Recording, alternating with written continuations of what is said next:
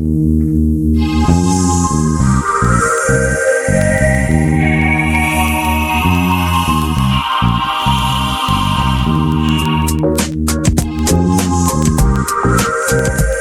to Just Energy Radio with your host, naturopath and medical intuitive, Dr. Rita Louise. We have learned from Einstein's theory that matter and energy are one. Physicists believe that all systems in nature have their own particular way of vibrating. From the swinging of a pendulum to the waves of the ocean to the light that brightens the sky each day, each of these oscillates at its own unique rate. The same holds true for every thought, feeling, event, or word we speak. Each has its own frequency or rate of vibration. What many of us don't realize is when we take everything in our universe down to its simplest form, it is all just energy. Join Dr. Rita Louise on a journey through time and space where past, present, and future collide. Today, what you believe may be called into question. What we want to know is, who made up the rules? Be brave and step outside the box. We are about to turn our world upside down and venture into the unknown. Hold on. We are departing our own beliefs and entering alternative realms. Enjoy the possibilities.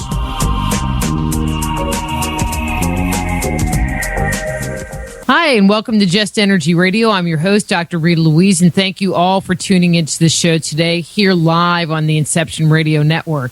And this week, we're going to be speaking with Michael Tamura about the science and art of clairvoyant readings. Open invitation because Michael has all of the answers, even if he makes them up. From spirit, that is. Anyway, before I introduce Michael, just a couple of reminders. Just Energy Radio is brought to you by soulhealer.com and the Institute of Applied Energetics. And don't forget to stop by the Just Energy Radio webpage, www.justenergyradio.com, and sign up for our weekly newsletter, which will keep you informed of who's coming up on the show each week. You can also check out our archives there, see who's coming on the show. You can also keep informed of upcoming guests by liking us on Facebook. All kinds of stuff. Archives can be found, one on the Just Energy Radio webpage, on the Inception Radio webpage, on iTunes, on YouTube, on the Just Energy Radio YouTube channel, where if you enjoy the programming, please do subscribe to the network. You can also download the Inception Radio Network app for your smartphone, which is very cool. I have a couple of announcements, and then we're going to get Michael on the air. Next weekend, if you are in the Texas area, in Granbury, Texas, there is the Granbury Paranormal Expo. I will be there. I'm not speaking, but I will be there doing readings all day long. Their keynote speaker is Dennis Balthizer, another very good friend of mine, who's going to be talking about Roswell. So that's going to be fun. And then the following weekend, on the 28th of May, I will be doing a book signing at the Barnes & Noble in Plano. So if you want more information about that, go to my main webpage, www.soulhealer.com. Well, actually, any of my web pages. Go to the Just Energy Radio webpage, any of my pages, and there's a link in the upcoming events. And then next month, I'm just going to throw this out there kind of early, I will be in New York doing a couple of book signings. So if you're on the East Coast and you've been wanting to meet me, hang out, visit for a while, I will be in New York and available doing some presentations and book signings, and it's going to be a lot of fun. Okay, so let me tell you a little bit about Michael. Now, he has a really long, I gave him an extra big bio, but then I was thinking about it just now, which means I have to read it. Okay, but I'm going to try. Michael Tamura lives the miracle. Spiritually aware from childhood, he sees everyone the way they are as immortal souls. To guide thousands to their healing, awakening, and true life purpose, he draws from years of intensive training, profound past life recall, nightly out-of-body teaching sojourns, and a lifetime of extraordinary experiences. Today, the award-winning author of You Are the Answer continues to illuminate the way home for many awakening souls through his acclaimed seminars, teleseminars, writing, media appearances, and products and special events. For Michael, every step in life offers an opportunity for healing, miracles, and the fulfillment of one's divine purpose. So from michaeltamura.com, please welcome Michael Tamura. Hi, Michael. How are you? Hello there, Dr. Rita. It's great to be on your show again. I am so thrilled to have you on. And so for people that are either new to my show or Inception Radio Network, Michael has been on the show before when we were on a different network. And so if you want to hear those earlier broadcasts, please you go to the Just Energy Radio webpage because you've been on twice before, correct? Twice. Yes, and I think it's twice. It's the third time's a charm. Third time's a charm. That's right. Yeah, so that's what I said after I died for the third time, too. So who's died more times, you or Danyan Brinkley? Danyan's probably been dead longer. I was only dead for 10 minutes, but then again, after that, I was in a coma for 30-something hours. So it kind of balances out. I don't know. Yeah, we'll have a club. I'm not sure that's a club I want to join, Michael. Even though some of my best friends might be there, but, that's pretty high membership dues. Yeah, well, some of my favorite people are dead people, so it's nice to straddle both sides of the fence. I hear that. So today we're going to be talking about kind of like the real basics of psychic phenomena. I love your stories. Hear some of your great stories. Get your wisdom and insight. And but before we get into that, I have to ask you a question because one of the things that I know is that you were affiliated at one point in time with the Berkeley Psychic Institute, and we're really not going to talk a whole lot about that. But one of the things that I've always wondered about was you were there, I'm thinking, from pretty much the beginning. And what was that my like? Childhood. But what was that like? I mean, because when I became involved with the Berkeley Psychic Institute, they were a well-established, big organization. But it seems like you were there when, I became good friends with Madeline Weiss, and she would tell me stories. We would sit around Lewis's living room and drink coffee. But what was that all like? Oh, that was great times. I found the Institute just after it just got started. Lewis was teaching for a long time, but in his front living room, a bunch of people would get together and he'd just teach for free and did that for many years. And then his first wife, when she was alive, told him, he was bemoaning the fact that people weren't really learning. He would teach, and he was such a big giver. He'd just give and give and give, and he'd teach and teach and teach. And they just would take some stuff, and, it was like not really sticking. And so he was bemoaning that fact one evening, and his wife at the time, his first wife, said, well, that's because there's no commitment. You're not charging anything, and people can come and go as they please, and they're just coming for curiosity, and the minute things get a little difficult, they leave. And he said, you're right. And then so he decided at that point to make it more a formal school. But when I found it, it was still, the school was held in Grandma's house. It was Lewis's mother's house that he got for her, and he used the second floor as the school. And literally, it was just called the Psychic School. And there was about, maybe 14, 15 of us students.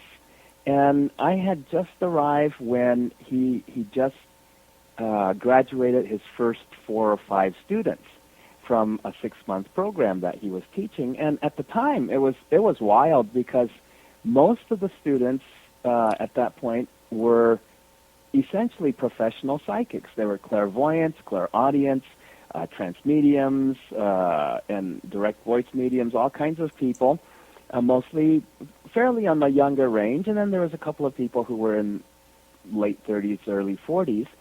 But most of the student body, so to speak, were professional psychics. And so they weren't people who were asking, gee, how do you see clairvoyantly, or how do you talk to spirit, or what's an aura? It wasn't like that. It was just people who were so psychic, so sensitive, that they got burnt out or wiped out in the course of the day-to-day. It's rough here, as you know. And especially for a very sensitive person, it's very rough. And so it was very difficult for psychics to, especially this was back in, at that point, it was back in 1970, early 70s. And he had officially opened the school as a school at the very end of 1973, I think it was. And I showed up right January of 74, I think it was. And so that was the environment. And it was like 3 little rooms upstairs from where Grandma lived. And Grandma was a real kick, because she was a old-time Rosicrucian and everything, little lady, and but had a bark like a guard dog. And so when I first arrived there, and it was spirit-directed, because I was looking for answers, and I knew I was living in San Francisco, and I said, I'm going to find my answer in San Francisco. And I didn't know what questions to ask. I just knew I needed to study with somebody who knew what they were doing, because my healing ability turned on, and I can touch people and they would get healed. But I would get really sick. I just get wiped out. One little healing and the other person's jumping around saying, I feel great, and I'm on the floor thinking maybe you should take me to the emergency ward. And so I had no clue. I was 20 years old. And when I just was on my search, and I just walking around San Francisco looking for answers, looking for teachers, looking for anything, and I just stuck my head into everything, and I just literally walked the streets of San Francisco looking for someone to teach me. And then I bumped into this young woman who was going to her books. We literally physically rammed into each other, and she dropped all her school books and everything, and I helped her pick it up, and she said, gee, I'm going to I'm going to a workshop. Would you like to come along? So I went along with her, and during that workshop, somebody in the audience in the workshop, all of a sudden, now I know what happened. She starts channeling and talks about the psychic school in Berkeley. And so, of course, there's no address or no information, but I just went out, and it was back when we still had telephone booths and phone directories, hanging from the telephone booth. So I went out and found the first phone booth and looked it up, and sure enough, I found the address, hopped on a bus, and went over to Berkeley. And I go knocking on this door, and the door opens. This little old lady tells me, "What do you want?" She literally barked at me, and I'm young, naive, and I have no clue about anything. And I'm thinking, oh, I've heard about things like this. You go to a spiritual teacher, a master, and they put you through a test. Literally, she was the test. So I'm going, okay, don't get rattled. This is a test, but I have to come up with the right answer, else she's going to slam the door in my face. And so I said, well, is this the Berkeley Psychic Institute and the psychic school that I heard about? And she said, well, so what if it is? Just like that. And I'm kind of, okay, if it is, may I come in? And she said, no, it's not open. I'm going, oh no, I failed the test. They're not going to let me in. And then after a pause, she goes, they're going to be open at 7:30. Come back again. And so I said, great, okay. So I call a friend up, and we go at 7:30, and people are walking in. And so that was my very first experience getting to this place. And the first experience with Lewis, I didn't know who Lewis was. I didn't even know who the teacher was or anything. It's just a bunch of people, and they all seemed to know where to go. So I followed them up, and each few groups of people were going into the different rooms, and I just kept on following until we're at the very last room down the hall, and we go in, and there's people sitting down, and they start to do something, and so I just sit on the floor, and I was thinking, I remember what I was thinking. I was going, okay, I have to look metaphysical. I have to look spiritual. and of course, everybody else in the room didn't. They were all, dressed very casually, and everybody was sitting in chairs, but there were no more chairs. And so I sat on the floor and kind of in a semi-lotus position, and I thought that would look kind of, spiritual. And then it's gone on, and what I discover is these 2 or 3 people were sitting in a row and facing another person, and they're talking to that other person with their eyes closed. And next thing I tune into what they're saying, and it's very interesting. They're talking about the other person sitting in front, and I knew nothing about readings and that sort of things at that point. But the next thing was really what got me is the entire room all of a sudden turned gold. It was all golden. It just filled up with this golden energy, and the energy just came up, and it was very light, and people started tittering and laughing a little bit. And then the door slams open, and this guy, this middle-aged man with a kind of a big belly, walks in, and he turns over and looks at me on the floor, and the first thing he says is, "Oh, no, another Chinaman in a Japanese body." And then he walks out the door again. And the funniest thing was, when he said that, not only was I start laughing, but something clicked. It's like, I was born in Japan. I'm a full-blooded Japanese ethnically. But all my experience, even from childhood, when I go someplace, I'd be in San Francisco on a cable car, and some Chinese old lady from, first-generation immigrant from China sits next to me and will start to speak in Cantonese or something to me, expecting me to answer. And I'd have to tell her, no, I don't speak Chinese. I can speak Japanese, but I don't speak Chinese. And she'd be surprised. And I had that type of experience over and over and over all through my life up to that point.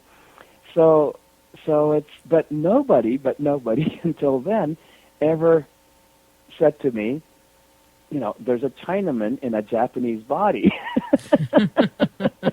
And I knew it just, there was something in me that said, there's some kind of truth. As funny and out of context as that sounds, it has some kind of ring of truth to it. And it wasn't until, years later when I actually went to China on a pilgrimage, and I experienced all kinds of things there, and I knew how I had some very, very strong lifetimes there in China. And so I thought, that's what he was seeing right from the very beginning. And it was after that trip to China, and I did a lot of work, internal work on myself, collecting up all the energy from those past lives in China, and some of them were pretty heavy duty. I came back, and the next time I was in San Francisco in Chinatown, and I bumped into Chinese people, and they didn't start to speak to me in Chinese anymore. And then other people I would bump into all around the world, and when people used to say, the first thing, "Are you Chinese?" Is usually the first question I used to get before that point. But after I worked on the energy and brought it into the present, I don't think anybody ever asked me if I was Chinese first. And people start to say, "Are you Japanese? Or are you from Japan?" or things like that. But I thought that was very interesting. And that's the first thing. He didn't even say hello or who are you or anything. No introductions of that's all he said. And that's the way he was. That's the way he taught. And he went straight for the kill as to what was significant in a person's life. And then after he left, the energy was still sparkling. Next time, about 15, 20 minutes later, the same thing happens. The entire room fills up with this golden energy. And then shortly after that, the door slams open. He walks in, and then he looks at me again, and he says, "Oh, he's still here." And he goes, "Somebody, would you please get him a chair? We don't want him sitting down on the floor like that. It'll blow him. It'll blow his first chakra out." And so people got me some chair, and I got to sit on it. And he goes over to the people who were doing the readings, and he slams his hands down on their shoulders, and he goes, "Gee, what's the matter with you? You're not grounded enough," and things like that. And then he, tap them on the shoulders and push them and stuff while they have their eyes closed. And I thought, wow, this is really interesting, because every other experience in spiritual circles, spiritual things, anything to do with spirituality, meditation, it's all about sensitivity, and you have to be quiet and darken the rooms and all of that stuff. And this guy was the total opposite. And he was laughing out loud and making jokes and all kinds of things and telling these people what to do. And then they seemed to just come to and do it, and things were going much smoother. And then he comes over to where I was with my friend, and he takes my friend and says, "Sit over here." And she's across the room from me, and I'm on the other side, and he's behind her. And he starts to put his hands on her shoulders, and he's kind of looking down her head, like he's peering down her head, and he starts to tell her all these things about her childhood, and she's going, yeah, that's exactly what happened, and details, and I remember one of the things was, she says, "Oh yeah, you were about 4 years old, and you had a brand new red tricycle, and you fell over on the sidewalk and hit your head, and you were crying, and your dad came out, and he got angry at you. Instead of picking you up and comforting you, he got angry at you for getting hurt and falling on your tricycle, and that was a little traumatic." And she's going, "Oh my!" She was almost crying, and she's just going, "Oh my God, that was." And so he's saying things like that, and then he's just going, "Okay, let's clear up all those old pictures and get the pain out of there and everything." And next thing, she's going, "Whoa, I feel different." And then at the end, he says, "I'm going to put you back in the center of your head." And he does a few things with his hands on her head. And when he takes his hands off, the flash of light that filled that room that I was sitting in it just, how, I don't know if you've ever been in a place where a lightning hits and nothing gets destroyed, but there's a complete whiteout for a second. Mm-hmm. And it was like that. I saw Wow. this flash of white light that filled this room, and when it cleared, my head was so clear. My eyesight, I realized I can see all the way across the room, and I can see all the little details and little, bits of dirt or scratches or whatever on the wall across from me, maybe 20 feet away, that before I didn't even notice it. And now the air was clear, and I can see straight through, and I can see every little detail on the wall on the other side of the room. And she looked, I can see her eyes, and they were blazing, and she was just like 10 times brighter than she was before. And he just kind of cleans his hands up, flaps his hands and says, "Okay, that's enough," and he starts to walk away.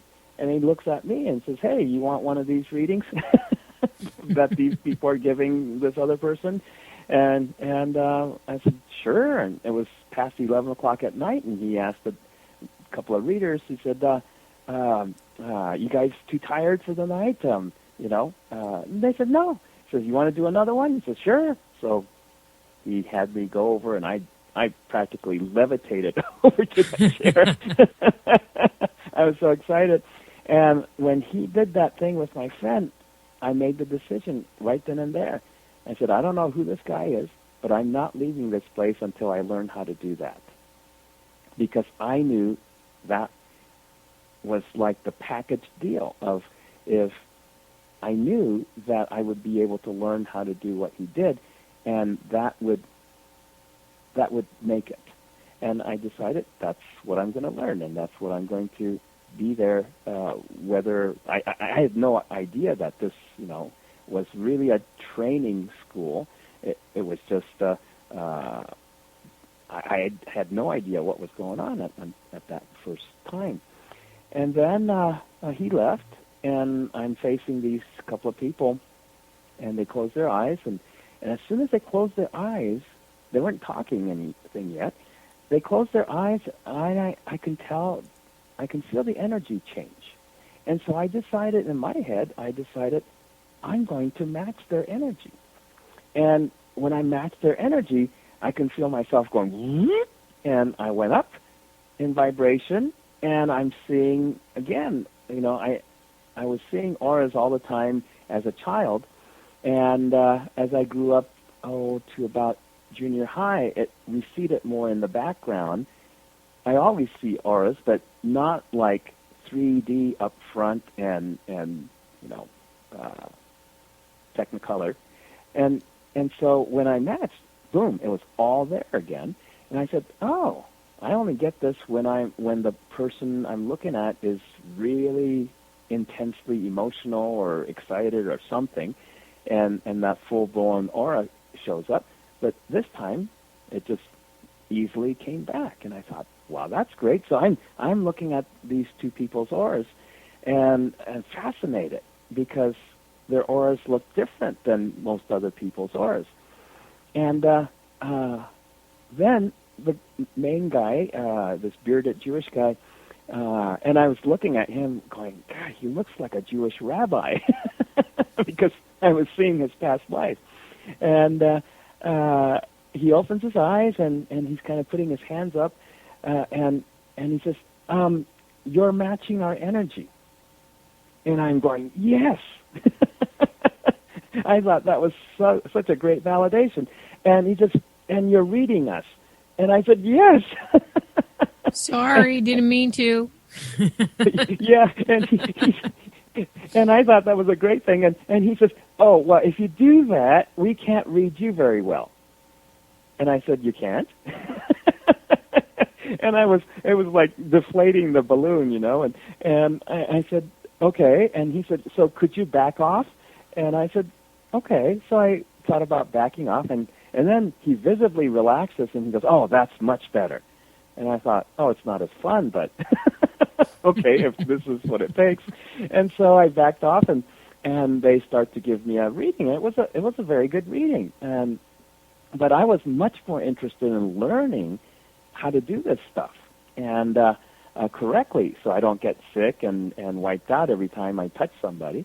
And so I was real interested as they started, and then the door, it turns all gold again. The door opens, and here comes this guy that I still didn't know was Lewis, but he's literally dragging this young lady who's resisting, and almost looked like he physically sat her down on another chair next to this guy, and she's shaking. I can tell she's shaking in her boots, and she's frightened. And he's got his hands on her shoulders, and he's telling her, "Okay, Jane, now just ground yourself. That's right, and read that rose." And she says, "Oh, I can't. And then he goes, "Damn it, just do it." and she straightens up like a board, and then she starts talking, and she starts to read, and she's reading me. I can tell. It was what she was saying was right on the money, and it was great. And so she does this short part of the reading, and everything she said I could relate to, and then it was the other person's turn. But by then, Lewis was already out of the door, and it was just a group of us, the readers, 3 readers now, and myself, and my friend in the corner. And so I'm thinking, oh, and the way they were talking to this young lady was, oh, she's a beginner. She's just starting this thing. And so this was, she was one of the few people that were there that wasn't already a professional type of a psychic when they started their training with Lewis. And so I got to see the other side of things, where people who didn't know that this was normal and this was just, it's no effort to read people, to see clairvoyantly. But this was the first of the people who were actually putting themselves into a training program to be able to do that, instead of already doing it and refining it and learning how to manage the energy better so they don't get wiped out. And well, so, then let me throw a question in here, since Sure. you're talking about that. You're talking about a training program, but to participate in a training program like that, do you have to have some kind of psychic ability, or can anybody off the street that is interested in developing it participate in, I mean, not necessarily that training program, but in other training programs to develop their psychic abilities? absolutely, because, just like your radio show says, it's just energy, right? and that's what all psychic abilities are really about, because people have a lot of ideas, concepts about what psychic is and what a psychic is and what psychic abilities are. But really, the dictionary definition is pretty much what I go by. And in the dictionary, it says psychic is of or pertaining to the soul. And psychic abilities are just natural soul abilities that are inherent in every soul. That, as you incarnate into a human body form, as a soul, as a spiritual being, those so-called psychic abilities, whether it's clairvoyance, or clairaudience, clairsentience, mediumship, anything, it's already within each and every one of us. It doesn't matter who we are. It doesn't matter what our IQs are. It doesn't matter, what our backgrounds are. But everyone has that. Now, if everyone has these so-called psychic abilities, why is it that some of us are kind of born with it and we grow up using some of it, whereas others don't seem to recognize that? Well, it has to do with one's interest. There's two things. One is everyone's born with some of it functional. Okay, not everyone's born with a lot of clairvoyance functioning. Not everyone's born with a lot of clairsentience functioning, but everyone's born with some degrees of various psychic abilities functioning to a higher degree. But, like I said earlier, coming into, for a spiritual being, sensitive being, to come into a body, mind, makeup, incarnation, and then we're spending the first many years growing up the body. So even if we're old souls, so to speak, some people say, those who've been around and incarnated many times and had many experiences and grown a lot are old souls. But it doesn't matter if you're an old soul. It doesn't even matter if you're a master. As a soul coming in, when you're born, you're still a baby. You still come into a baby body. And even if you can communicate with images and telepathy and all kinds of things psychically with others, most of the people, our parents and babysitters and teachers and everybody that we start off our lives with aren't usually aware enough to be able to communicate back to us on the same level that as souls we're communicating when we're babies. And that, I found, was very, very frustrating for me, because I came in ready to teach. As a soul, I came in, and I'm constantly bumping up against, in a sense, adults going, coochie, coochie, coo, what a cute baby, or what a not cute baby, or whatever the case might be. And on my side, it's like, why are you not treating me like a person? Why are you not communicating with me? It's like we're on two completely different levels of interaction. And here I'm trying to tell something to somebody, but they seem to not know the first thing that I'm saying. Well, obviously, because what they were hearing was wah wah wah, Mm-hmm. so I realized very early on in my life that I wasn't going to be able to do what I came in to do until I was much older. And the early part of my life was just going to be getting as much of the ducks in the row as possible and getting my preparation. And that's why I was very anxious to get a teacher, find my teacher. And before I found Lewis, I went to, if nothing else, I'm very persistent, and I don't give up very easily. Well, during the couple years before I found Lewis, when I decided I need a teacher, I started looking and looking and looking, and I went to everybody. And I went to, Indian gurus. I went to Tai Chi masters. I went to karate masters in Japan. I went to anybody who did anything with something to do with, I didn't even have the idea of spirituality per se, and definitely I didn't have even the word psychic was not in my vocabulary at that time. I'm in my teens, but I went to all these people who I thought knew something more than the average person, and I started to understand that okay, all the people I was attracted to, teacher types, were in the spiritual direction. And so that's when I start to understand what I'm going after.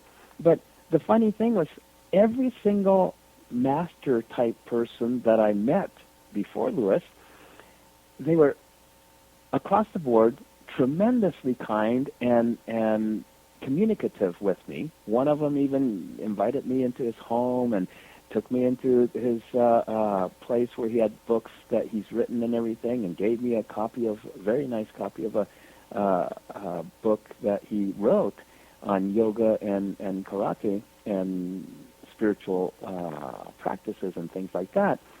But every single one of them would shake my hands, treat me well, introduce themselves, and wish me the best, and say, I can't take you where you're going. And at that time, I started, my first rejection, so to speak, was probably when I was about 18, and I didn't understand. I was thinking, gee, is there something wrong with me?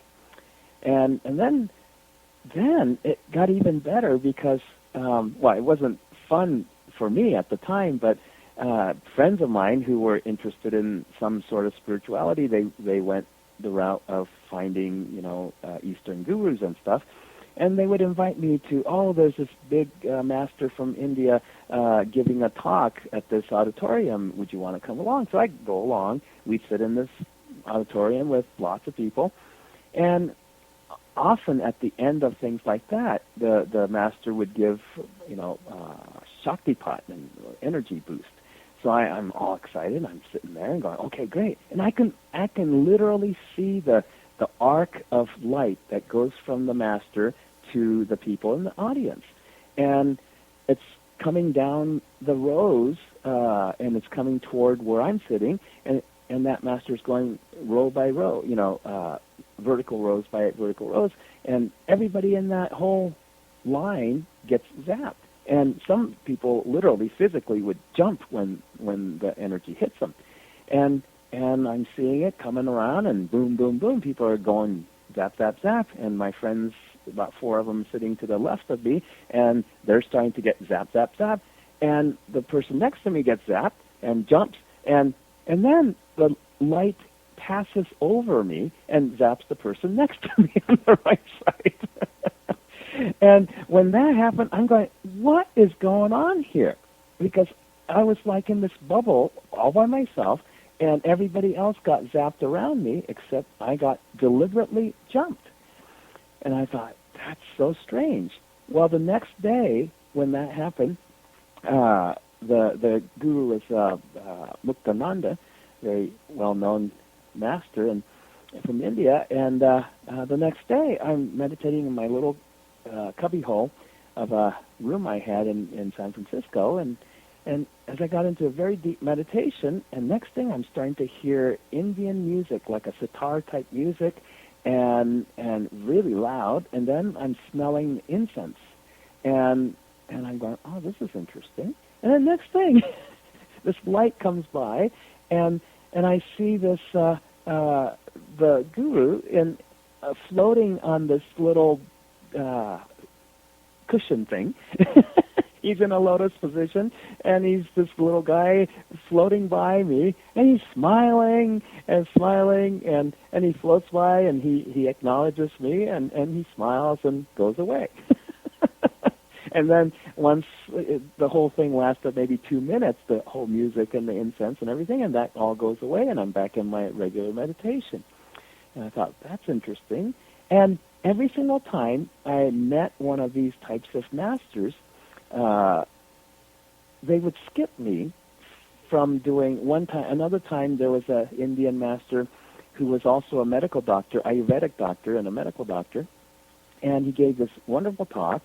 He taught yoga and meditation, and so he said at the end, those who would like to get the Shaktipat, just come up to him and form a line. So I was in line. Everybody got one, and when they got to me, he smiled, and he took my hands in both hands and said, "It's very nice to meet you, and I wish you very many blessings on your journey." And he bows and then lets me go without giving me the Shaktipat, and then he gives the next person the Shaktipat. And again, the next day I'm meditating, and the same thing happens. I hear some music, and I don't know if I had smelled incense that time, but this guy, the same teacher, shows up in my meditation, and he's smiling. He bows very deeply, and he said he gave me a blessing on my journey. And I had the sense that I was going to find the right teacher. And by that point, I started to get the idea that each one of these masters were telling me that they weren't going to be able to teach me what I needed to learn, and I wasn't going in the same direction they were going, or they were taking their students. But there will come a time when I would find my teacher. And shortly after all of those experiences is when this woman took me to her writing workshop, and this other medium channeled in the middle of the workshop. Everybody else just stood there like, what is she saying? Because she interrupted the teacher talking about American novelists of the 19th century or something, and gives this message. And I'm the only one who really got the message. So that was kind of the background, but when you have, I knew from the very beginning of my life coming in that I'm here to teach and heal, and even when I was 36, 37 years old or whatever, and I've been teaching for, by that point, 16, 17 years, and my mother remembered that when she was pregnant with me in Japan, this young college student who was the son of the landlord of where she was staying at her sister's house when she was pregnant, came over and said, "Mrs. Tamura, I need to give your baby a reading." And my mom didn't know what a reading was at that time, and he brought a deck of cards, and he put a spread out, and he gave her this reading about her baby. And the first thing, and this was before, being able to check the gender of your baby and all of that before it was born. And he said the first thing, "Oh, your baby is a boy and is healthy and strong." And she said, oh, she loved hearing that. But she said it wasn't until at that moment when we were talking, and she's seen me teaching, and she's taken some classes and everything too. And after lunch, we were talking, and she remembered. She said, "Oh my God, this is the part I heard him say at that time about the healthy boy, baby, and strong, and blah blah blah." And she was very happy. But she said, at the time, I didn't understand what he said. After that was when your baby grows up he's going to travel all over the world, and he's going to teach many people around the world and heal many people around the world. He specifically said I was going to be a spiritual teacher and a healer that traveled all over the world. And she said that just went in one year and out the other, and it just didn't register until when I was about 38 years old and teaching for all these years. And she said, oh, my God, now I know what he was talking about. And so this is, I think everybody pretty much has experience where when you're a baby, you know, because you can't really talk on an adult level for a few years, in those few years, you turn down a lot of your natural, spiritual, psychic abilities that you're born with, and only the ones who get interested in it a little bit later on in life start to pursue, like I did, pursue avenues of starting to get those abilities back online. Well, I was one of those that never fully turned it off, and but I do remember specifically my best ability early on in my life, 4 years old, 5 years old, around that time, was when I would approach somebody and get close to their aura. At that point, I didn't see auras. But what would happen was between me and that other person, this whole geometrical construct, very intricate geometrical construct, and this brilliant, almost phosphorescent color will pop up in between myself and the other person. And when I looked at it, I understood exactly where that person was, whether it was a child or an adult. And it was very important because this especially happened when that other person was going through what I now call a growth period, but they were going through a big transition in their life, a lot of changes, and especially internal changes, and they were having difficulties, you know, understanding what was happening to them. And that's usually when this would pop up. And when I look at it, I knew exactly what was happening to them, but being a 4-year-old and 5-year-old, I just didn't have the vocabulary nor the life experience to put it into any kind of a context or words. So I thought, oh, well, if I looked at this and knew all this, if they looked at it, they would know all this too. And they would need somebody to tell them anything because it's about their life, and they would understand it, you know, intuitively. And so I would point to the geometrical construct between us and say, okay, look at this, and you'll understand what's going on with you. And they just stared at me blankly, or just turned around and walked away, or started talking about something completely irrelevant. And when that happened several times in my childish way, I just decided, oh, that didn't work, because what I wanted to work was to get into communication with the other person. And this didn't help any in getting me into communication with the other person. That's been my entire early part of my life, has been, okay, how do I get into communication with everybody? And that was a very difficult challenge. And so the moment I decided that didn't work, the geometry disappeared. It didn't come back until many, many years later after I started my training and getting my psychic abilities back online again. And the funny thing was all my abilities came back in the reverse order that they left. And so the geometry was the last thing to come back. But the interesting thing as a child, when the geometry went away, it got replaced by auras. That's when about maybe 5 years old is when it went away, and that's when all of a sudden I'm seeing auras around people. Of course, nobody told me about auras, and I didn't have that word in my vocabulary or the concept, so I just walked around saying to people that the colored clouds around that person just changed, and he's embarrassed, or she's angry, or, you know, that person's really happy now, or whatever. And again, it's my child-level interpretations of it. It's not a real deep thing, except on a feeling level, I understood this person's going through a lot. But in terms of being able to talk about it, it's like, oh, this person's happy or unhappy or angry or upset or embarrassed, very simple concepts.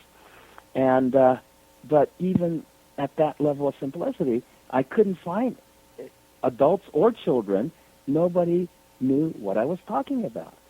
And I think the final showdown was when I was talking to this woman about, obviously she was needing some communication, so I was trying to help her out.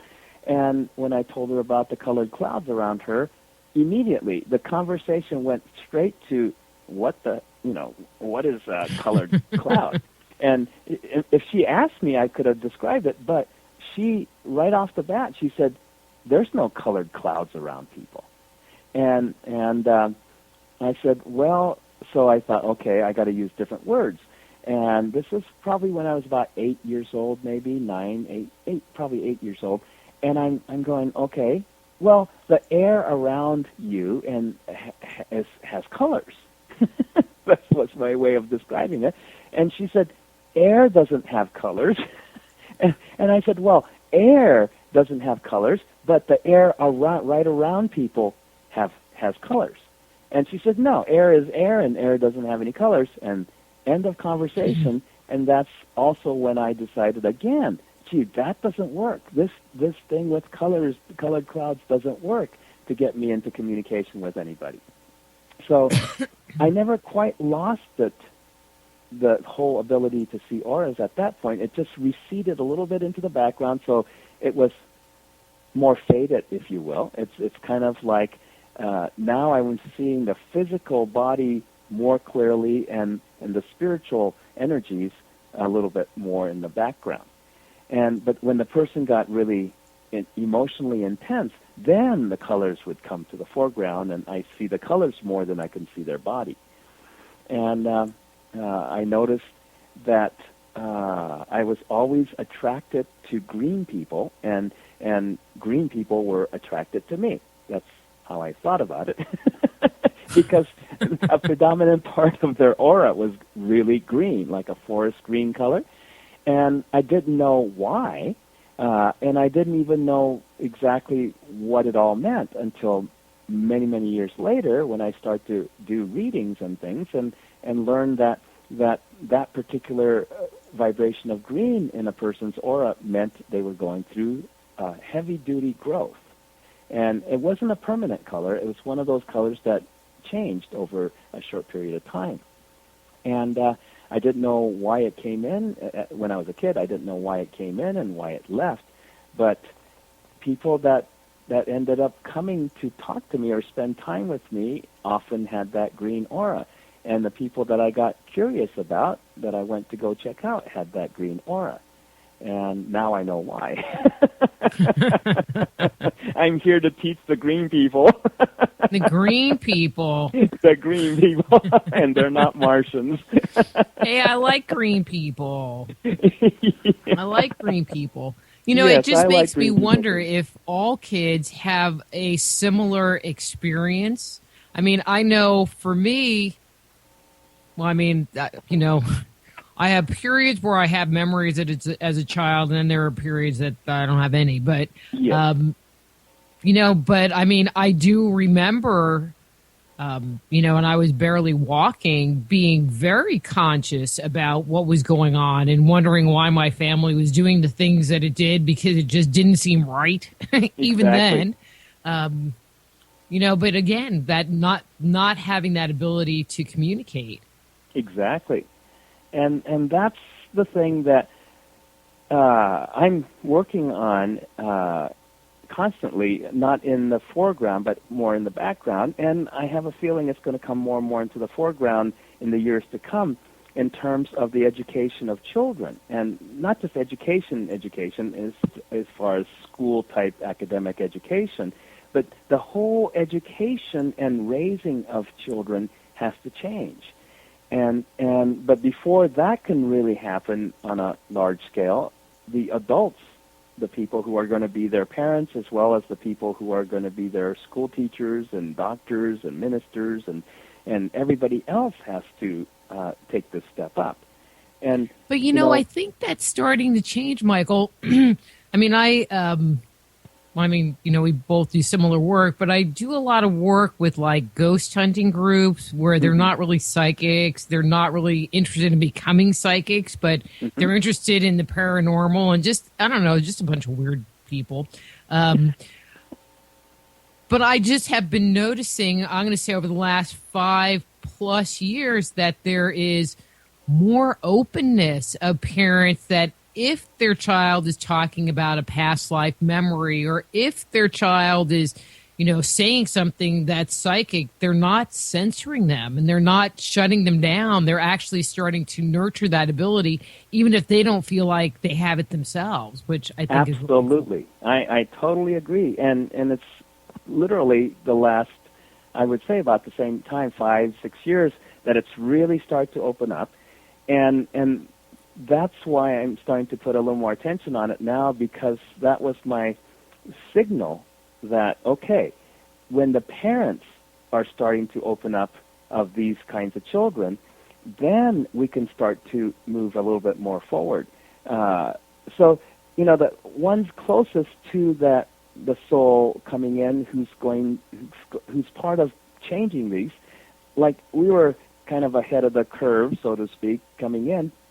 And it's always harder when you're one of the very few people in your community that has anything like this from the very beginning and doesn't forget it too much. But then now we're going to get more and more of these kids coming in, and the kids are not the ones, the souls that are incarnating as kids now, and the parents are already, many of the students I have who are now becoming parents, amazing. What they're doing with their kids are amazing difference. And like you say, there's a lot of parents now who they start to open up because their children are teaching them, saying, oh yeah, there's more to it. And even though the parents are not necessarily that clairvoyant yet, the kids are. And yes, I've seen the same thing happening where the parents who are not clairvoyant are able to support the child being clairvoyant, and this is one of the new areas of parenting that's like a little bit like a tightrope, because on the one side I've met parents who, when they realize their child is extraordinary, the child sees stuff and communicates about things that the parents going, oh my God, I know this is true and I know this exists. I can't see it and I don't hear it and all of that, but my child does, and they're spot on. And so sometimes when parents have that type of children, the parents give up a lot of their power and seniority over to the child, saying, oh, my child is my teacher, and they forget about parenting. Yeah, well, that's not that great. Yeah, which is not healthy for the child either. And even if the child is very, very capable, or a lot of times, especially if the child is very capable, they need stronger parents than not. They need parents who are supportive and who recognize, oh yeah, even though I don't see what you're seeing, but I know you're seeing it, and let's communicate about it. Let's have space for that, and they don't get censored and edited and everything else. But at the same time, the parent retains their parenting rights, so to speak, and has to work with the fact that even though the soul coming in is extremely capable and very psychic and very aware and says phenomenal things and has wisdom way beyond their years, but the body that they're incarnating into and just starting to learn how to manage is still a child's body. And it's going to go through the hormonal things, it's going to go through, growing up process, and it's going to have to go through the socialization and learning how to deal with other people, other children, as well as other adults, and learn how to handle it correctly. And that's where the parents come in. So, especially in, societies change, values change, culture changes. Mm-hmm. And, I feel like that's one of the things that our parents teach us or help support us in, this changing environment. And since we're Absolutely. talking about kids, I ended up having an hour-long conversation with somebody yesterday about her kids. And have you noticed this? Is that I don't know, I feel like there's a whole generation of kids that have come through. They're in their early 20s now, late teens, early 20s, that their parents think they're exceptional or something. And now that they're done with high school and they are required to, get a job or go to college or do something, pretty much do anything, they have these huge issues around energy and around power, and they can't muster up enough energy to move forward in life. Exactly. Yeah, exactly. And some of the most capable ones are going through that, and it's hard to watch them have to go through this, but this is one of the things that they signed up for, because they're the ones going through it first, and they're going to have to figure it out. They're going to have to use this experience, this challenging experience of being kind of left in the middle of nowhere, and they're not, their capabilities. They know that most of these people that I know, the young late teens and early 20s that I know who are in that category and having challenges because of their capabilities, they know that if they took the traditional go-to-college route, they would excel. They would be the top of their class and the whole bit, but they're not interested in that. And at the same time, they're not gung-ho into plunging into some kind of a spiritual path or anything like that. And they're kind of stuck in the middle of going, okay, I know I'm here to do something. I have a purpose in life. I just don't know where to put myself, and I don't know. So they'll go and get some experience, which is important for them to get life experience, having some jobs, even if it's odd jobs and stuff like that. And a lot of it is learning how to find their way in this current changing society where they're not on either side. They're not across the river yet, but they're not on this side either. They're kind of in the middle, and sometimes they're floundering. And at the same time, they're too bright so that they see through people so easily, and they go, no, you can't help me. Traditionally, they might go, a person in that situation might go find a regular kind of teacher or a therapist or somebody to help them out, but they see through so much of the people who would be in those advisorial positions and therapeutic positions and teaching positions, but they're in the more traditional world, and they go, no, they can't help me. And then they seek out somebody outside of that traditional realm, and oftentimes they're more capable than most of us. And so they're going, okay, you've already been to some of these spaces, but I need somebody who's going to go to take it to the next step. And so that's what they're really looking for. And the even younger ones, the ones that's coming in now, going through babyhood, and some of them are already in school and things like that. But these ones are coming in who's going to them, spirituality is not separate from science, from arts, from business, from anything in life. And so they're the ones coming in, and many of them are going to become scientists, they're going to become mathematicians, they're going to become artists and performers and different, all areas of life in society. But they're always going to have that spiritual base, and that's going to be their compass. And they're the ones who's going to unite the what's been either or situation in our society. You could either go to the spiritual side, or you can go to the scientific side. You could be in religion, or you could be in metaphysics. You could be on one side or the other. But they're going to just go, there are no sides. It's the same thing. And it's the approach for them to be able to have the space to do what they're here for, what they're coming in to do in the society, to change the society, is there needs to be the space where It's a different way of approaching science. And from the hardcore scientific end, they are the top, most tier of the scientific community, physicists and all that, who are going into trying to solve the subatomic levels. They're getting closest to what, as psychics, we're dealing with all the time. Mystics have dealt with this all the time, but they're going around the scientific route. So there'll be some scientific protocols that's going to allow that and say yes. Yeah, and they're going to discover stuff that we've known for forever. Exactly, but they're going to be able to put it in numbers and equations. But Michael, we're like over time for us to take our little break. Oh, okay. No, that's okay.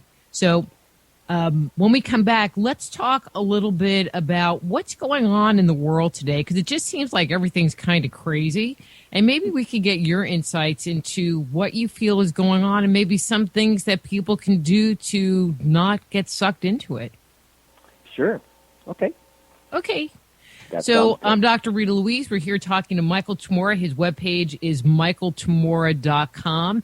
His book is You Are the Answer, and we'll be back with Michael after these words from our sponsors.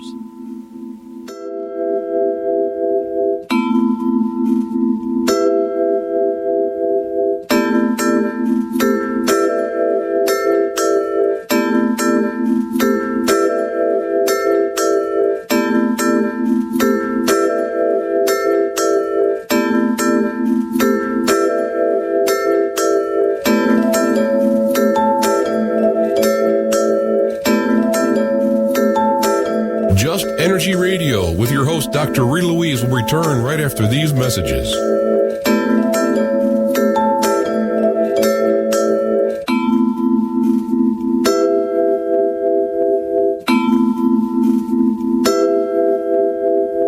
Before we get back to the show, I want to thank all of you for tuning into Just Energy Radio this evening. Many of the people I've helped over the years were listeners just like you.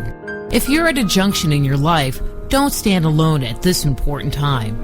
Call me or send me an email. We can set up a private consultation so that you too can experience wholeness in your life. To find out more about the services I offer, visit soulhealer.com. Who were the gods of antiquity? They've been described as the forces of nature, levels of consciousness, and aspects of our psyche. Stories that depict their incredible weapons, their flying machines, and their amazing adventures are characterized as being the product of our ancestors' fanciful imaginations. But what if the tales of the gods are true? Did the writers, chroniclers, and scribes of our distant past actually document a realistic view of our origin? My latest book, Man-Made, The Chronicles of Our Extraterrestrial Gods, looks at our most ancient legends. Learn of the torrid romances, elaborate plots, violent scandals, and conspiracies that played out in antiquity. Find out the role the gods played in the life and culture we have today. If you want to find out the truth of who we are and where we come from, order your copy of Man-Made today. For more information, go to www.manmadethechronicles.com. That's www.manmadethechronicles.com. Do you have a smartphone? If so, Inception Radio Network is the best app for you. Available on iTunes, Android, Samsung, and most other app stores. Just search Inception Radio Network. With the app you can listen live, check out podcasts of recent and past shows, view our videos, see what shows are coming up, who the guests are, and, via the chat room, send live questions to those guests. You know it makes sense. Check your app store now. Inception Radio Network. I'll see you there.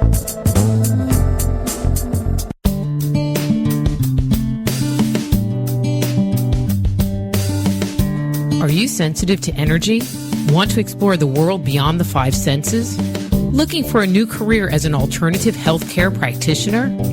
Then the Institute of Applied Energetics, Medical Intuition, and Energy Medicine training programs may be right for you.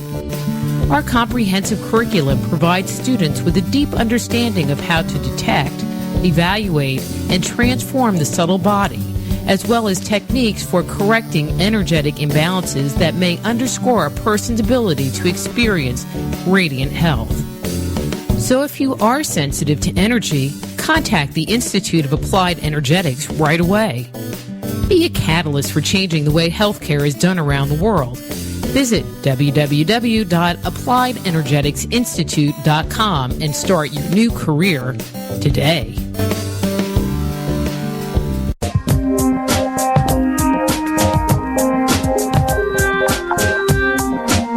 And now back to Just Energy Radio with Dr. Rita Louise.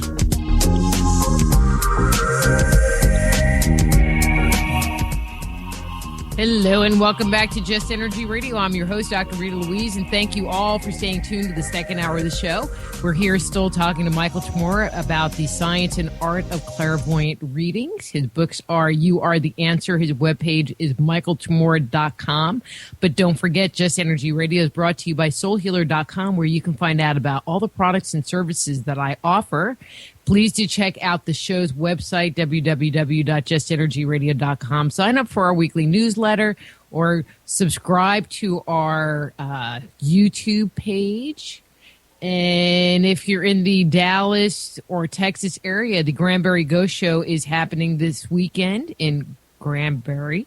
And I'll be doing a book signing in Plano, Texas at the local Barnes & Noble, doing a little presentation and the book signing. It's going to be a lot of fun. And I think my co-author, Wayne La Liberty, for those that know him from the chat room, the Wiz, that sounds bad. The Wizard, Skullbone, will be there too.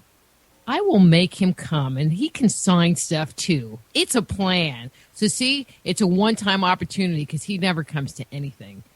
Anyway, so Michael. Yes. When we were going to break, I was talking about what's going on in the world today, because it just seems crazy right now. Mm-hmm. And I don't know, my opinion is that we're just being really affected by like a lot of, fear and gloom and doom. Is this something that the media is generating? Is there something that we should really be afraid of? I mean, what's your take on the energy that's going on right now? Well, being afraid of something, it never helps anyway. And especially the more dire the circumstance, the less it will help to be afraid. But really what I see going on is, this whole 2012 thing that we went through last year. A lot of people were scared before that. And, is the world going to come to an end? World War III, all these different scenarios. And when the dates passed and everything, and everybody just kind of breathed a collective sigh of relief and go, oh, great, that's done with. And the aware people said, okay, this is the new beginning. The not-so-mindful people said, thank God that's over with, business as usual. And they went right back to how they were, everything, it's like the comfort zone of, okay, let's keep going the way we've been going, and see, nothing happened. Nothing bad happened, and so everything's fine, and until somebody else comes up with, the next date where it's going to be doomsday, we're going to go as if nothing's happening and business as usual. Well, it's not the same at all. It did happen, which is we've entered into a new era, a new space for humanity to move into, and people think that when we start something, it's should look different right off the bat. No, that's not the case. When we start something, when we finish off a cycle, let's say it's just like graduating from college. You study for 4 years or so at a specific major, and you're going to be a doctor, you're going to be a lawyer, you're going to be an artist or whatever, and you get your degree, and you go through your graduation and celebrate and everything. Well, what does that mean? You're done with all the studying part, at least to the basic studying part that got you to where you are, and the next step is the commencement, the beginning of a new life, a beginning of a new way of living. which means you're not going to be living at the college anymore, in the dorms or whatever. You're not going to be a college student anymore. You're a graduate. You're now going to step into your career or your profession or whatever it is that you studied to become, and you're going to start your business or your practice or whatever, and that's an entirely different life. Well, when a college graduate first goes, whether they graduated with a medical degree or a law degree or whatever, they're not going to go the day after graduation and voila, they're now a practicing doctor or a practicing lawyer or even a practicing artist. They're going to start their practice. And in the beginning, maybe it's going to take a little while for them to establish a practice. They might have to go get a job being an assistant doctor in the emergency room or in a hospital or something and get some more on-the-job experience until they're ready to establish their own field of expertise and practice. And so a young lawyer, just graduate lawyer, might have to go work for a law firm and be the grunt in that office. And that person's not a trial lawyer right from the first day. They're going to have to do all the paperwork and all that kind of stuff to get prepared. Well, the same thing happens in the entire society. So when we started this in December of 2012, this new era for the entire society of humanity, the community of humanity globally, that means a lot of different things for a lot of different people all throughout the world, depending on what's going on in that segment of the population. But across the board, it means there's going to be drastic changes underfoot. People thought, okay, the changes are leading up to 2012. No, the changes begin from when the 2012 thing was all, quote, done. That's like graduation. And now all of us are like new graduates from college. We're looking for jobs. We're looking for starting a new career. We're looking for a new way of living and trying out things. And just like a college graduate, sometimes for some people, the things they try out, they learned in school, but it's not working in society. It's not working if they learn something in an Ivy League school and they move to some third world country. Well, gee, a lot of the things they learned was meant for more of an Ivy League society, and if they're in a third world country with that information, they're going to have a lot of new learning to do to adapt what they learned to that particular culture. So everyone is kind of up in the air about where we're going. Even those people who are back to the grindstone and back to the way it was, and yes, I'm glad the world didn't collapse and business as usual, well, they're not going to be able to keep that going for a long time. And a lot of things are having to change within themselves. If they're not changing it on the outer end of things, there's definitely changes afoot on the inner planes. And so what is the one thing that most everyone is afraid of is going into the unknown. So it's one thing to change the furniture around in your house that you've had for years. You know the furnishings and you know the sofa and you're just changing the arrangement of it. That's one thing. But it's a whole different thing to completely tear out everything in your living room and remodel your whole living room. That's a major change. And that's the kind of change we're going into, we're already in. And again, some people don't know that they're in that.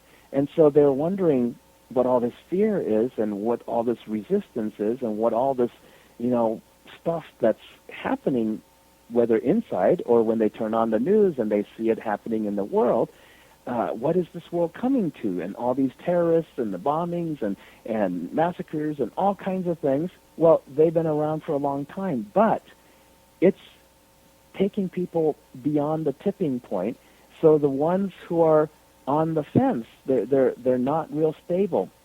They're affected first and foremost, and those are the ones that are going to kind of blow it, and they're blowing it in a big way in society that makes the big news instead of quietly at home, and so then when it hits the news and people get scared, it just adds to all the fear that's already, in a sense, in the air. And that underlying fear is the fear of change, the fear that accompanies every deep healing.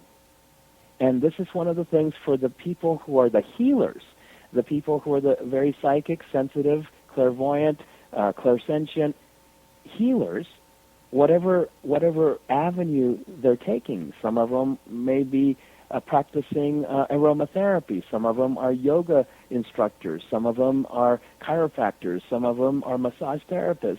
Others are hands-on faith healers, and others are clairvoyant healers, and all kinds of practices that healers will find that suits their path. But all of them are sensitive psychic people, more psychic people than the average. And they're the ones that tend to get affected the most because they're more aware on the subtle energy levels. And what's going on the subtle energy levels is this happens to every healer. Healing is the thing that most people, especially people who are stuck, are most afraid of. That's why they're stuck. They don't want to change. They're afraid of changing. They might want to change, but they're not going to because they don't know what's the future going to bring. They don't know what's going to happen if they let go of the old and step into an unknown new space. And so this is something everybody who's listening and stuff, those of you who get really sweaty palms, my palms used to drip like a faucet when I was a teenager, and I didn't know why that happened when I was with people who needed healing, the people who weren't doing so well, people who were anxious, people who were nervous, afraid, having hard times and challenges in their lives, and confused. Anytime I'm around people who needed that healing, my hands would start to perspire enormously, and I finally realized that, what happens in the body chemistry, physiology, is that when a healer has his or her healing energy, very strong healing energy, start to turn on in the presence of people needing healing, then the first thing that has to be pushed out, cleared out of the healer's body, is the fear. But it's not the healer's fear mostly. It's the fear that healers generally tend to pick up from other people around them that they're healing. Because the minute somebody who's needing to change but afraid and holding on comes in contact with powerful healing energy, the first thing that comes out of the person is fear. And if the healer's not aware enough, he or she gets inundated by the other person's fear, and they go home and go, why am I afraid of everything? It's an amazing thing that happens to so many healers, especially the ones who are very, very sensitive. And let me just ask a very quick question in this note. And so when you're saying healers, are you saying healers like kind of in quotation marks? So you don't have to be literally someone that does Reiki or some, kind of healing, but it could be, not me because I do that, but, one of the listeners or a friend, exactly. Yes. That's just how they are by their very nature, is that their nature is that they're a healer. Exactly. It's when I say somebody's a healer, I'm talking on a soul level. That being, that soul, came in to incarnate into this life with a major part of their path, their life here is to heal, which means every healer knows within his or her own heart of hearts that all they're really interested in, the thing that's primary in their forefront of their mind, is they're interested in helping people. That's because as a soul, they're here to heal. And some people heal one at a time, one person at a time by talking to them. Other people heal in a large scale. They invent something that's going to help millions of people. So healers come in every shape, every size, every variety. But when I say healer, I'm talking not only about professional healer or somebody who deliberately is practicing a so-called healing art, but anyone who, in their heart of hearts, is truly interested in helping their fellow human beings and animals and nature and healers. Again, some people are healers of plants, some people are healers of animals, some people are healers of Mother Earth in general, and I know healers who could care less about people, but they're total healers of the planet. I've had a few of those. I don't blame them. I love mankind. I just don't like people. Exactly. So, yes, I always said, oh, yeah, I don't have a problem by myself. It's just other people. So is there a way that we can tell if we are picking up energy that's not ours, and it's actually belongs to someone else? Yes, absolutely. There's many ways. One of the easiest, before you get into any kind of psychic awareness or anything, one of the easiest ways is if you can't control it, if you can't, let's say you're feeling afraid, or you have fearful thoughts and things. If you can't control it, if you can't turn it on or turn it off at will, it's not yours. If you can't solve it, it's not yours. And that is so fundamental and so simple, yet most everyone misses that because, especially if you are a healer, you miss that because you're so aligned with trying to help, which means a healer is also synonymous with a problem solver. So if you're wanting to help others, no matter in what ways, you're also trying to solve the world's problems. You're trying to solve other people's problems. You're trying to solve world's problems, whatever. So then when a problematic energy feeling or a problematic thought enters your mind, then you tend to automatically go into problem solving. You're trying to figure out, why am I so afraid? I shouldn't be so afraid. I'm so anxious, blah, blah, blah. And you're trying to solve it as if it's yours. But the minute you engage by trying to solve it as it's yours, you do then have a problem, but it's not your problem, and you can't ever solve it. Then it continues and continues and continues. But if you pay attention and you go, okay, wait a minute, I'm feeling this fear, or I'm feeling this anger, or, it could be any emotion, or I'm having these recurring thoughts. I keep on thinking this. I keep on thinking about this person, or I keep on thinking these thoughts that are negative, or I don't like these thoughts. Well, that's the first clue. If you're not liking the thoughts, well, stop thinking them. Well, a lot of the response to that would be, but I can't. I keep on thinking them. Well, it's not yours. That's why you can't stop thinking. And I'll give an example. Let's say, again, everybody's psychic, everybody's sensitive. It's just that a lot of people aren't aware of that. And okay, so, Michael, I have actually met someone that I would say was not psychic. Okay. One person in my whole life. Yeah. Well, a person can use their psychic ability to turn it all off as well. So a person could be completely, encased and have no sensitivity, not much awareness of anything. But basically, even so, what makes the underlying psychic thing, let's say, you've met probably people who were good mechanics, but you can't even talk to them about psychic stuff. They'll just laugh at you. Well, I haven't seen a good mechanic who wasn't tremendous psychic, except their psychic energy goes to being very capable with mechanical things. So, and same with artists. There are some artists that I've met who absolutely don't believe in any kind of psychic anything, except they're tremendous psychics. All their psychic energy goes into doing their artwork. And so psychic doesn't mean necessarily you see auras and spirit and and you have out-of-body experiences, and tell the future, and all of those kinds of things that people normally think of psychic. But it's the abilities within a soul. So if you're breathing, you're psychic, in my dictionary. And it's just that, for example, an atheist, an avowed atheist, their psychic energies and abilities are all channeling toward being an atheist, of not believing any of it. And they're very good at it.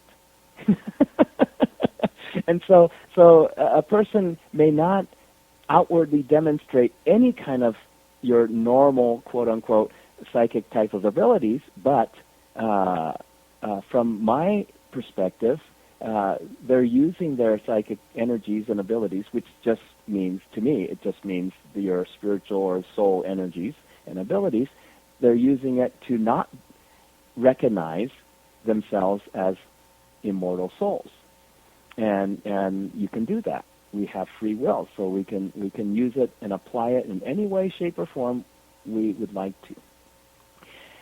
And so back to the tough energies in the world, and how do you not pick it up and become the effect of it? Those are the two things.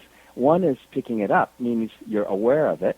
But if you're aware enough, sensitive enough to pick it up, but you're not aware enough to recognize that it's not yours, then you can easily get wrapped up in it, and day after day spend your time worrying and thinking about things, and that really doesn't go anywhere. And so example 2 would be if you're standing someplace and then there's somebody close by, a few feet away from you, and that person is really fuming inside because they got fired from their job, or the IRS is getting all their money, or whatever the case might be, and they're really upset and angry, but they're not jumping up and down screaming, they're just fuming inside. And you're waiting in line at the grocery store, you're waiting in line to get on a bus or something like that, and you start to feel angry. Well, if that person is radiating all that anger and running that anger through other people, and you happen to be right there, and that anger comes into your body and comes into your awareness and feeling, and you're starting to go, wow, I'm so angry, and this bus is late, and I'm so angry, and why aren't they doing better at this? And you start to kind of get angry about everything, and if you stop and go, wait a minute, how come all of a sudden I start to get angry? and when you don't realize it's not yours, you start to apply that anger toward things that you might, be thinking about at that moment, like the bus is late, or gee, the service is lousy, or whatever the case might be. But you'll notice the anger is kind of, quote, out of control. The anger is not consistent with where you're at. And so if you pay attention even a little bit, you'll recognize, wait a minute, how come I'm so angry? Is this mine? So that's the real question to ask, is how much of this, what I'm feeling right now, is actually what I produced. It originates from within myself. And you could just even imagine a gauge from 0 to 100% and just see what it registers as, and you might find, 75% of this anger feeling I'm having is not mine at all. And then the next step is you got to be able to go, okay, if it's not mine, I have to drop it. I have to let it go, which means not try to get rid of it, because if you're putting energy into it to try to get rid of it, you're going to keep it.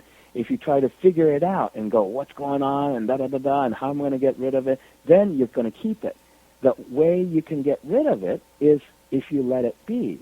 And in your awareness, be aware that, this energy doesn't belong to me, so I don't have to solve it. I don't have to take responsibility for it. I can just let it be and give it lots of room to be, and it's kind of like airing yourself out of that. You're washing your hands off of having to do anything, deal with that particular energy. And you have to relinquish all the resistance to it. So trying to figure it out is a resistance form. Trying to get rid of it and pushing it out is resistance.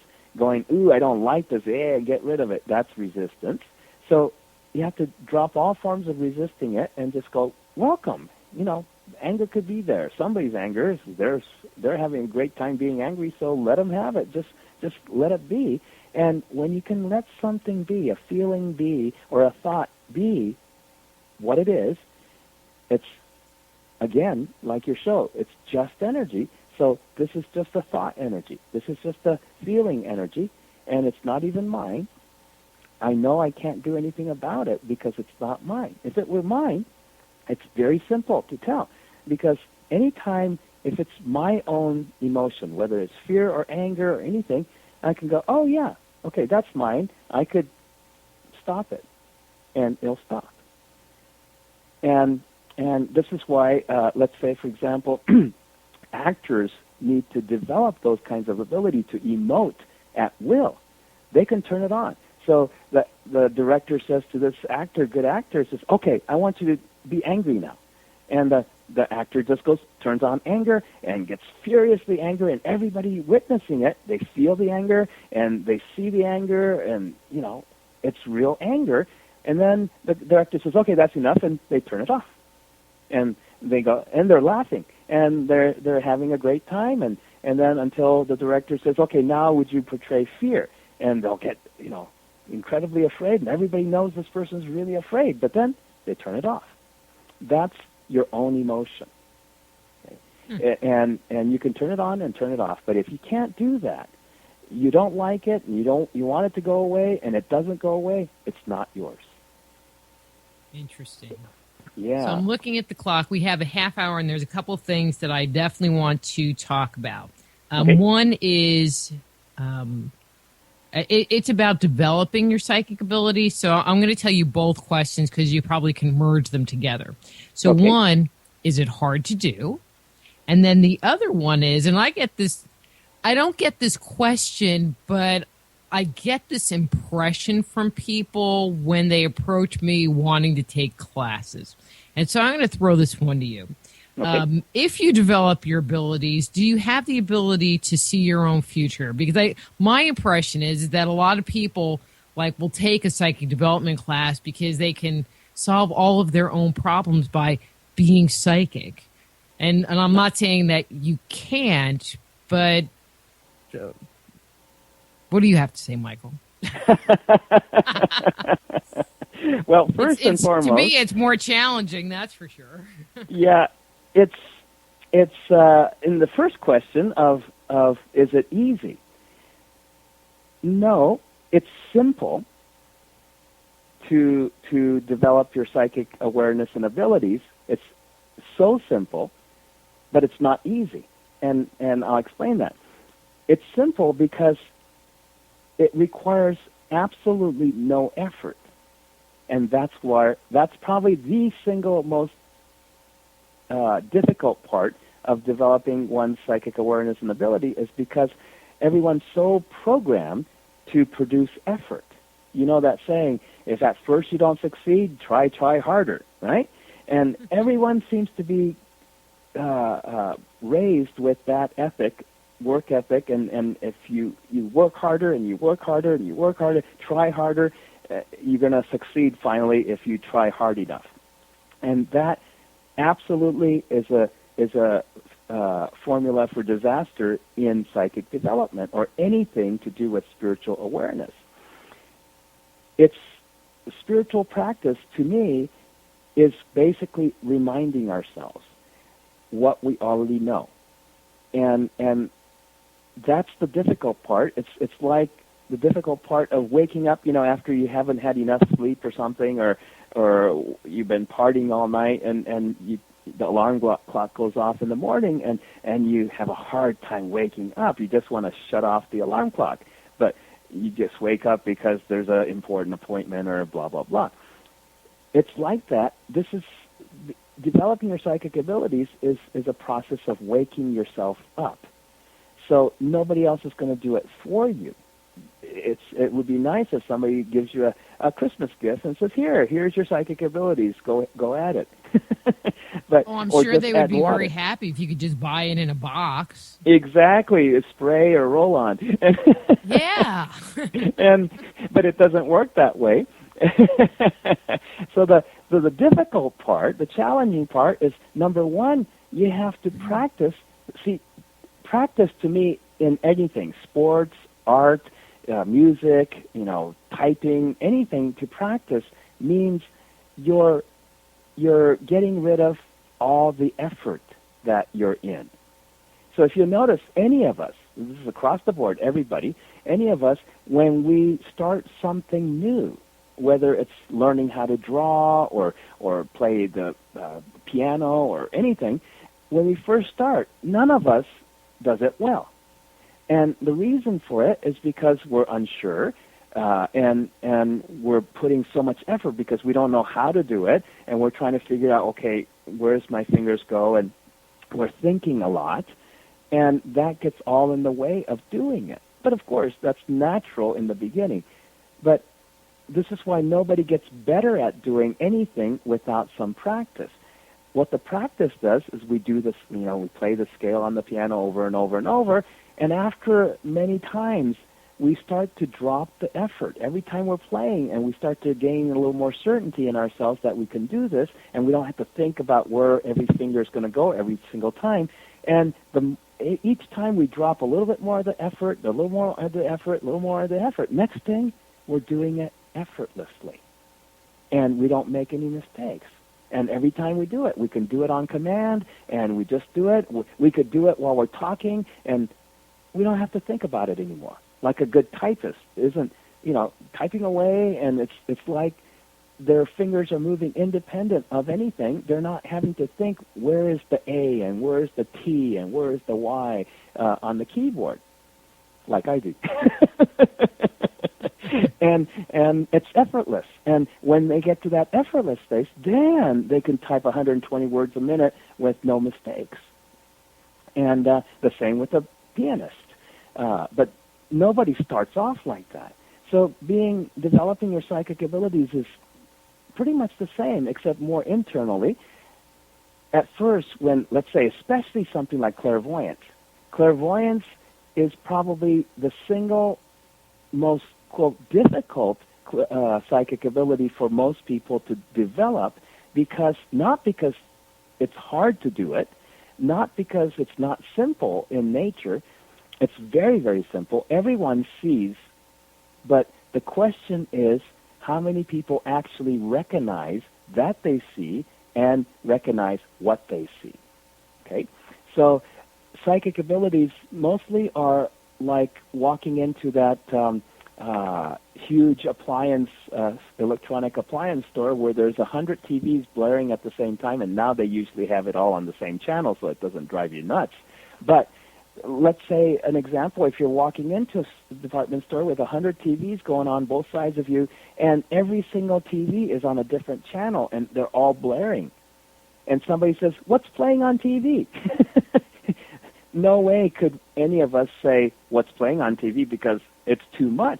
Everything's playing on TV, all different channels and all different programs and everything.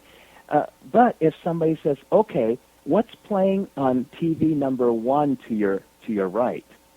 And then you look up and see what TV number 1 is playing, and if you listen carefully, above all the rest of the noise of everything else, if you can kind of pay attention to just that one screen and that one TV, then you can say, oh, that's a talk show going on, blah, blah, blah, blah, blah, and that's what they're talking about. You can do that, but you had to kind of shut out everything else and just focus on that one TV. And so the psychic abilities, before you develop them, before you learn how to manage it correctly, manage your awareness correctly, it's like you're constantly bombarded by way more than 100 TVs going on full blast all the time, that it drowns out everything, and so then nothing registers in your mind as anything specific. It's just white noise, so to speak, and whitewash or blackwash or graywash or whatever. So then most people, when they close their eyes, for example, they're just seeing the darkness from not having any light coming through their eyeballs and into their optic nerves and their brain centers that registers what comes through your eyes.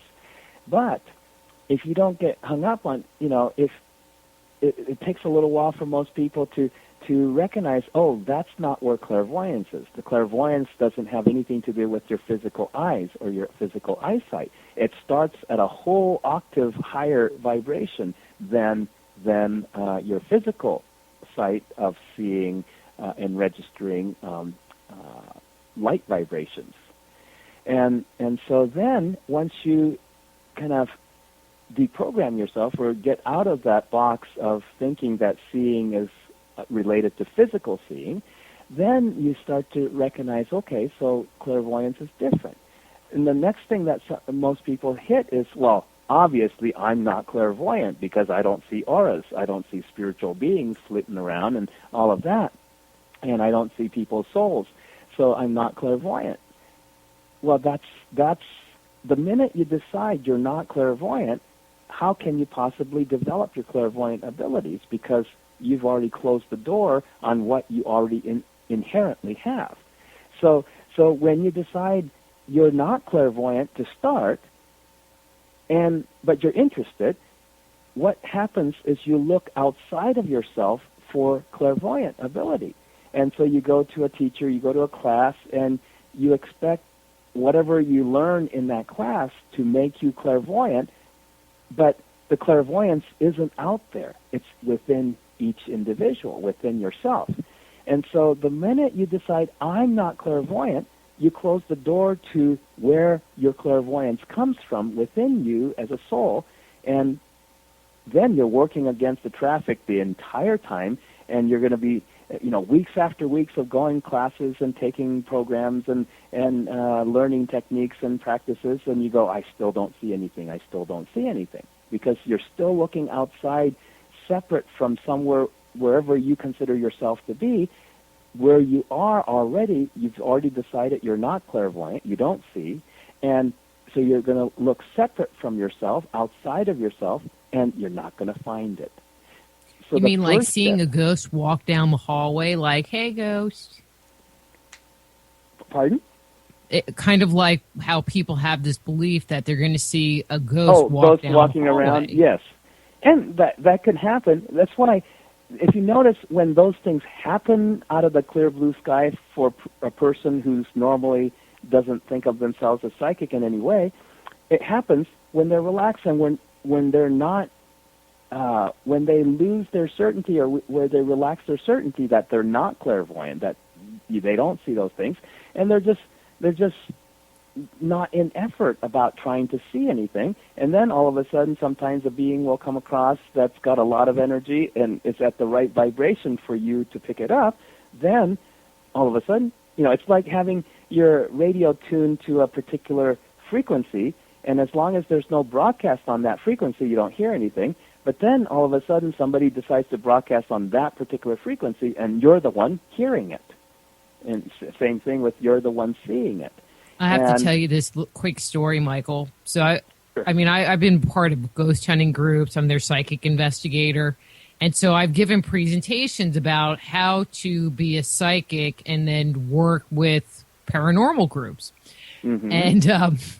And so people will ask me about, seeing the ghosts and seeing the entities. And I made this comment one time, and I say this pretty standard. It's like, well, I put my entity glasses on. And I had somebody ask me where you could buy a pair of those. Hey, I was like, at Walmart. You could have had a real big market. I know. Well, I got some of those ones with, like the X-ray vision. Exactly. Goggles. I was just thinking the same thing of then you could have had it on the back of every comic book. You have those coupons. And that's right. For Psychic $1.99, you can have these, entity glasses. But I'm sure there's going to be scientists who will come up with a technological version of things where, like the Carillion photography, it doesn't give you, it definitely doesn't show you the entire aura of a person, but it's trying to pick up some of the more physical levels of vibrations around the person's energy field, and it's a beginning, and I'm sure they'll have entity glasses that is hooked up to some kind of a wireless contraption where it emits a certain kind of frequency, and it allows you to see a different range of frequencies than usual. But yeah, it's clairvoyance also is the difficult part is not being able to use your abilities. See, that's the part people think that's what's difficult is getting your ability to go. So the minute they realize, oh, the abilities within me, I already have it. You have to start from a place of I already see, even though I don't recognize what I see. I don't know what I'm seeing, but I see. That's the very beginning. Until you can get there, it's going to be all uphill. Once you're there, then another part that's difficult in the clairvoyant development is not developing your ability, but like you were talking about earlier, in the world, there's so much fear, doom and gloom, and really heavy vibrations that people produce by the megaton every day. And even just people around, whomever produces it, but just as a society, as a humanity, it's just circulating around the world so that when you're starting to see more on a clairvoyant level and you start to recognize, the first thing you bump into is heavy energy that kind of looks black and dark. So then people start to see that stuff and they go, I don't see anything. And that's why when I'm teaching people in the early stages as beginners, I'm always asking them, well, you can't see nothing. People tend to say, I see nothing. And I said, it's impossible to see nothing because nothing is not seeable. Clairvoyantly, physically, or any other way, nothing is nothing by the very definition of nothing. It's not something you can perceive on any level. That's true nothing. So that's the thing you have to become aware of when you're working on this level of what is clairvoyance is, but to discern the truth. And so if you're operating from the lie that you can see nothing, you're not going to get anywhere. So that's one of the first lies you have to get over is you can't see nothing. And so that means the flip side of that is true, which is if you can't see nothing, then you are already seeing something. It may not be exciting, it might not be fun, it might not be wonderful, but you're seeing something. So the first step is to start to be able to recognize and validate that not only that you're seeing something, but can you describe what you're seeing? And boy, sometimes it's the hardest thing for people who are interested in learning clairvoyance to say, instead of saying, I see nothing, to say, I'm seeing black. And I have to coach them. I got to tell them, are you seeing white? Are you seeing gray? Are you seeing black? And they go, well, I'm seeing black, but that's nothing. And I said, no, black and nothing are two different things. And I'm so glad I did not have that problem at all. I never had that problem, so it took me a long time to get there to understand what other people were having. So, Michael, our time's almost up, and I want you to have the opportunity to, because you offer training and you have a new, where you teach people on location, but you're also going to be releasing fairly soon a distance learning program too?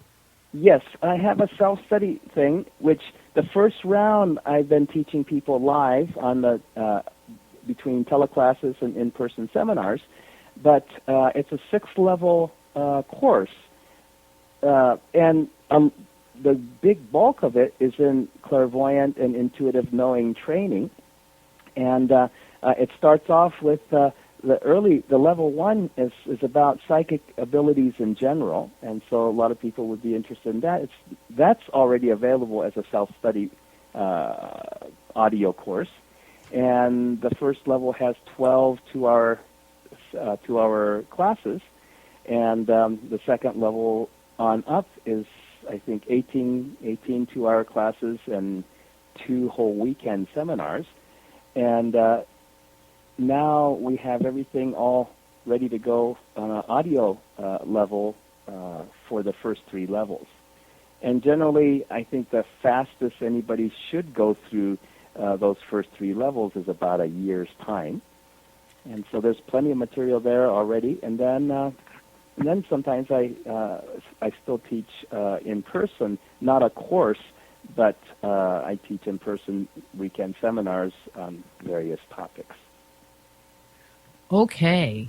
And your website, we still have a couple of minutes. So okay. I'm just going, well, let's see. What's there? So in your opinion, I mean, I know it took me a really, really, really long time to be able to, you know, and I'm going to say read myself, to access my own information pretty reliable. Yes. It took a lot of 2x4s up my head for me to listen, for me to pay attention to the messages that Spirit was giving me. Mm-hmm. A little hard-headed, I guess. Part of the joy and wonderfulness of learning to be clairvoyant and learning to read other people is the more you're able to read other people, you're going to start to be able to read yourself. It's actually, like you said, for most people, it's so hard to look at themselves.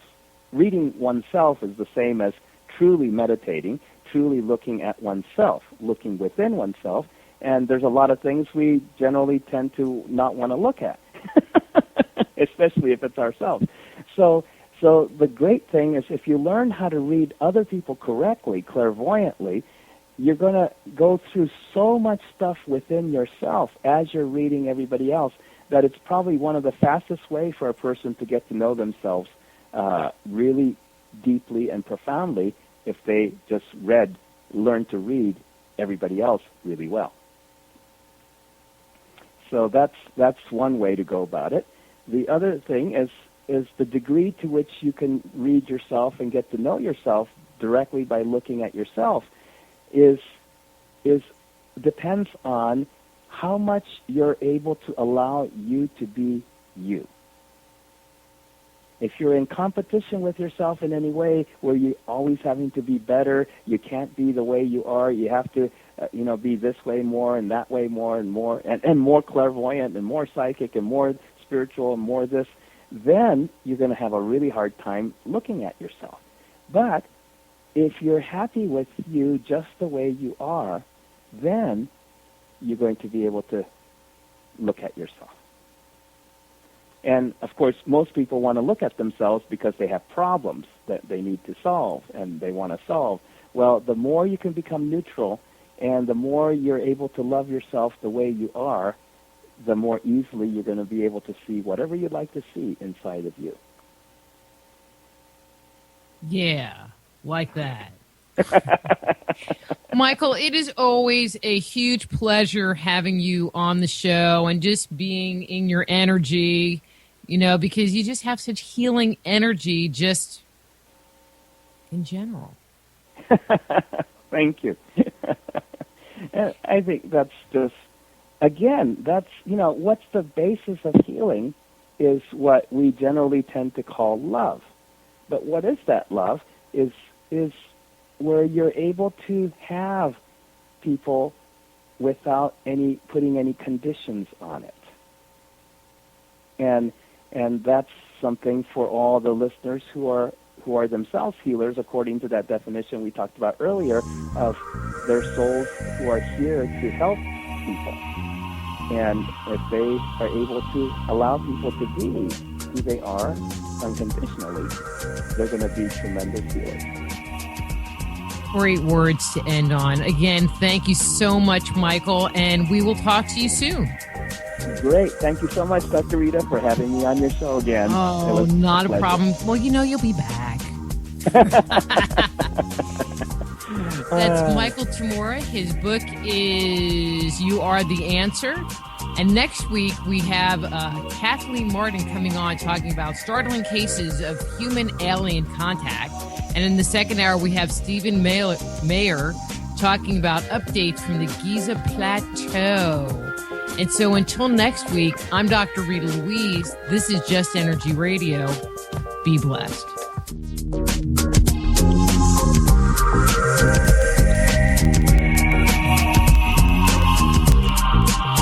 Join host Dr. Rita Louise each week at this time for Just